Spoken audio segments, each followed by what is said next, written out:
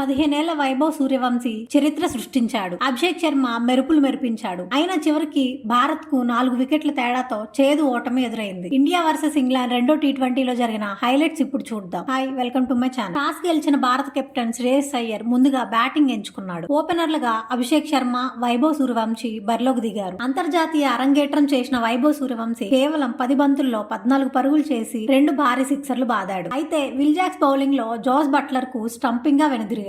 మరో ఎండ్ లో అభిషేక్ శర్మ తన దూకుడు కొనసాగిస్తూ 24 బంతుల్లో 43 పరుగులు చేశాడు. ఇందులో 8 ఫోర్లు, 1 సిక్సర్ ఉన్నాయి. సామ్ కరణ్ బౌలింగ్ లో టామ్ బాంటన్ కు క్యాచ్ ఇచ్చి అవుట్ అయ్యాడు. ఆ తర్వాత ఇషాన్ కిషన్ బాధ్యతగా ఆడి 40 బంతుల్లో 49 పరుగులు చేశాడు. శ్రేయస్ అయ్యర్ 22 బంతుల్లో 37 పరుగులు చేసి మంచి భాగస్వామ్యం అందించాడు. చివర్లో తిలక్ వర్మ వేగంగా పరుగులు జోడించడంతో భారత్ 20 ఓవర్లలో 190 పరుగులు చేసి 7 వికెట్లు కోల్పోయింది. 191 పరుగుల లక్ష్యంతో బరిలోకి దిగిన ఇంగ్లాండ్ కు భారత బౌలర్లు ఆరంభంలోనే షాక్ ఇచ్చారు. హర్షదీప్ సింగ్ 3 వికెట్లు తీసి భారత్ కు ఆశలు కల్పించాడు. అక్షర్ పటేల్ 1 వికెట్, వరుణ్ చక్రవర్తి 1 వికెట్, హర్షిత్ రాణా 1 వికెట్ పడగొట్టారు. అయితే జేకబ్ బెథెల్ అద్భుతంగా బ్యాటింగ్ చేస్తూ 46 బంతుల్లో 76 పరుగులు చేశాడు. కెప్టెన్ హ్యారీ బ్రూక్ కూడా 15 బంతుల్లో 39 పరుగులు చేసి మ్యాచ్ ను ఇంగ్లాండ్ వైపు తిప్పాడు. చివర్లో ఇంగ్లాండ్ 19 ఓవర్లలో 191 పరుగులు చేసి 4 వికెట్ల తేడాతో ఘన విజయం సాధించింది. భారత్ ఓడిపోయిన 15 ఏళ్ల వైభవ్ సూర్యవంశీ డెబ్యూ,